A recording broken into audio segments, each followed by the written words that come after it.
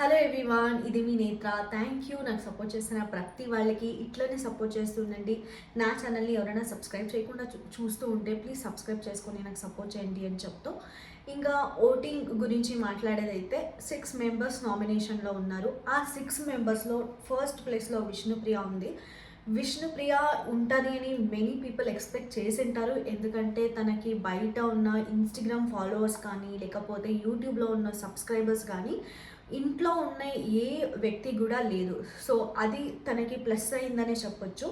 విష్ణుప్రియ ఆడినా ఆడకపోయినా తన బయట ఉన్న ఫాలోవర్స్ ఈజీగా తనని 5 to 6 వీక్ అయితే ఈజీగా తీసుకోపోతారు. అట్లని నాకైతే అనిపిస్తుంది. ఇంకా కొంచెం ఆడితే తనకి ఇంకా చాలా స్కోప్ ఉంటుంది.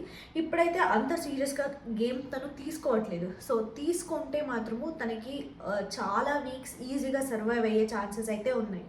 ఇంకా సెకండ్ ప్లేస్ వచ్చేసి మణికంఠ గారు. మీకు తెలిసే ఉంటుంది మణికంఠ గారు ఎంత సింపతి గేమ్ ఆడుతున్నారు అని. అంటే సింపతి ఆడుతున్నారు అని అనుకున్నాం, కానీ తర్వాత నిన్న ఎపిసోడ్ పడినాక తను మెంటలీ చాలా అన్స్టేబుల్ ఉన్నాడు. తర్వాత ఎక్స్ప్రెసింగ్ ఏది ఎక్స్ప్రెస్ చేయాలి ఏది ఎక్స్ప్రెస్ చేయకూడదు అని కూడా తెలియట్లేదు.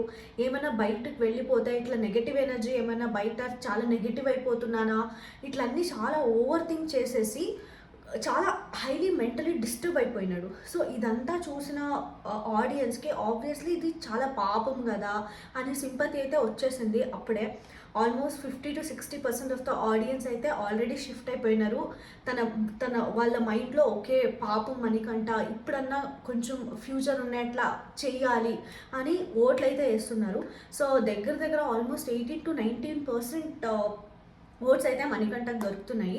నాకు ఎలా తెలుస్తుంది అంటే ఫ్యూ సైట్స్లో క్రోమ్లో పోయి చూస్తే మాకే ఆప్షన్స్ ఉంటాయన్నమాట. సెలెక్ట్ చేయండి ఎవరు ఎవరు ఈసారి సేవ్ అవ్వచ్చు అన్నప్పుడు వీ కెన్ సెలెక్ట్ చేసినప్పుడు ఎవరికి ఎంత ఓట్లు ఉన్నాయని తెలుస్తుంది. సో నేను కూడా థర్డ్ పార్టీ సోర్సెస్ వెబ్సైట్స్ ఎవరు ఇస్తున్నారో దాంట్లోనే పోయి నేను ఓట్ చేసి ఎవరెవరి పర్సంటేజ్ ఎంత ఉంది అని తీసుకొని నేను చెప్తున్నా. నాకు ఎవరు ఇన్ఫర్మేషన్ ఇచ్చారు కానీ అట్లాంటి ఏం లేదు. నేనే క్రోమ్లో పోయి సమ్ థర్డ్ పార్టీ సోర్సెస్ నుంచి కలెక్ట్ చేసుకుంటాం. ఇంకా థర్డ్ ప్లేస్ చెప్పేదైతే థర్డ్ ప్లేస్లో పృథ్వీ ఉన్నాడు.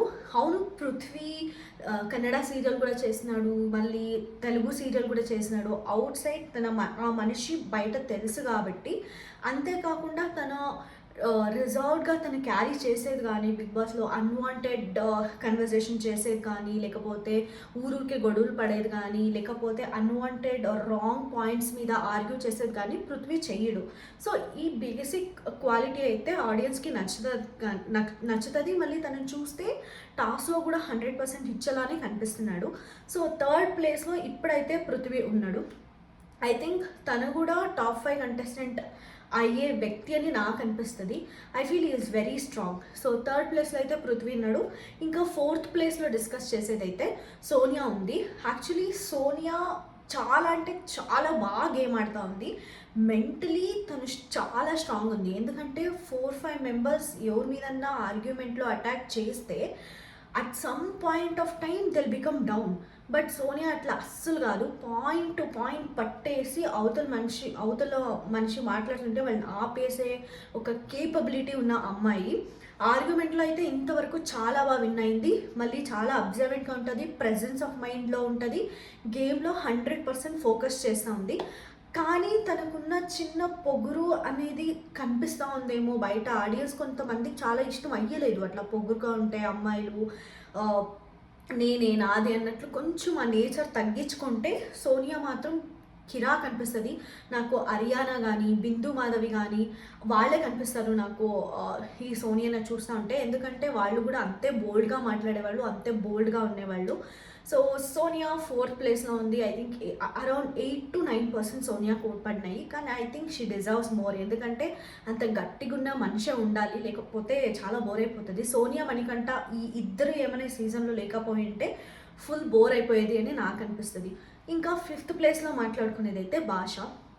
యాక్చువల్లీ భాష తన సెన్స్ ఆఫ్ హ్యూమర్ బయట ఏం జరిగిపోయింది దాన్ని ఒక కామ్నెస్గా తీసుకొని అమ్మాయి విచారం కానీ చెప్పుల్లో కొట్టినారని ఆ న్యూస్ అన్నీ విని అంత ఓపిక ఉన్న మనిషి బిగ్ బాస్కి వచ్చినాక కొంచెం రచ్చరచ్చ చేస్తాడేమో, పాయింట్స్కి మాట్లాడతాడేమో, మళ్ళీ టాస్క్లో కానీ దాంట్లో తన కేపబిలిటీ చూపిస్తాడేమో అనుకున్నాము. బట్ చాలా కామ్గా, కూల్గా, కంపోజ్డ్గా ఉన్నాడు. మోస్ట్లీ ఇది బిగ్ బాస్లో వర్క్ అయ్యలేదు అనిపిస్తుంది. చూడాలి భాష ఏమైనా ఫ్యూచర్లో ఓపెన్ అప్ అవుతాడా, ఇంకా మంచిగా ఆడతాడా అని. ఇంకా లాస్ట్ పొజిషన్లో బేపక్క జస్ట్ 3% ఓటింగ్లో ఉంది. బేపక్క బయట ఎంత కామెడీ చేసుకొని తన సెన్స్ ఆఫ్ హ్యూమర్ని పెంచుకొని అందరికీ ఆడియన్స్కి కానీ ఎవరికైనా చాలా ఇష్టమయ్యి ఈ ప్లేస్కి వచ్చిందంటే తను ఆబ్వియస్లీ 100% ఎంటర్టైన్మెంట్ ఫీల్డ్కినే కాన్సన్ట్రేట్ చేస్తూ ఉండాలి. ఎట్లా కామెడీ చేయాలి, నేను టాస్క్లో ఎంత కంట్రిబ్యూషన్ చేయొచ్చు, హౌస్ మేట్స్తో ఎట్లా కలుపుకోవాలి, అట్లా తెలిసేసి ఏదో దానిలో సరిగా చేయలేదని సోనియా అన్నింది అని దాని మీదే కాన్సన్ట్రేట్ చేసుకొని దాన్ని నేను కరెక్ట్గా ప్రూవ్ చేసుకోవాలి అనేసి రూల్స్, కుకింగ్ అని అనుకొని ఉంటే బేబక్క మాత్రం సర్వైవ్ అయ్యే చాలా కష్టము. ఈ వీక్ అయితే ఎట్లాగో నో ఎలిమినేషన్ వీక్ అయిపోతుంది, ఎందుకంటే చతుర్థి ఉంది. అయినా most of the time Bigg బాస్లో ఫస్ట్ వీక్ ఎలిమినేట్ అయితే చెయ్యరు. So they will give a chance.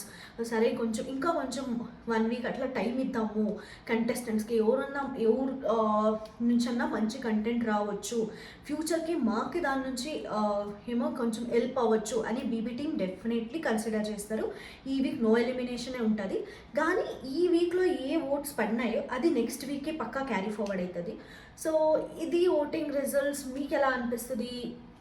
Vishnupriya first ప్లేస్కి డిజర్వింగ్గా తను ఇస్తున్న పర్ఫార్మెన్స్కి, మళ్ళీ సోనియాకి 4th పొజిషన్ వ్యాలిడా? ఎందుకంటే సోనియా నాకు అనిపించేట్లా సోనియానే ఫస్ట్ పొజిషన్లో ఉండాలి. మాట్లాడేది కానీ no sympathy card nothing. Manikanta కూడా మంచిగా ఆడుతున్నాడు, కానీ తను ఏదో ఒక లెక్క తను ఎమోషనల్ ఆడట్లేదు అన్నా కూడా ఈజ్ నాట్ మెంటలీ స్ట్రాంగ్ అనిపిస్తుంది. సో నాకు మణికంఠ ఫస్ట్ ప్లేస్లో అని చెప్పేకి మనసు రాదనమాట. బట్ సోనియా తనకున్న గ్రేస్నెస్కి I feel she is deserving of first position. నాకైతే ఇప్పటికైతే సోనియా పక్కా టాప్ 5లో ఉండాలనిపిస్తుంది. ఎందుకంటే అంత ఈజీగా మాట్లాడేది చాలా ఈజీ కాదు. అందరితో పోయి ఆర్గ్యూ చేసేది, మళ్ళీ వాళ్ళతోనే మంచిగా ఉండాలి అనేది again it is not easy. ఎందుకంటే వాళ్ళ ముఖమే చూడాలి మేము మళ్ళీ లేస్తే. సో చూద్దాం ఏమన్నా ఓటింగ్ ఆర్డర్స్ వేరే అవుతుందా రేపటికి అని. ఇంతే ఈ వీడియోకి. మీకు ఈ వీడియో నచ్చితే ప్లీజ్ సబ్స్క్రైబ్ చేయండి, నాకు సపోర్ట్ చేయండి అని చెప్తూ నేను ఈ వీడియోని ముగిస్తున్నాను. Thank you so much.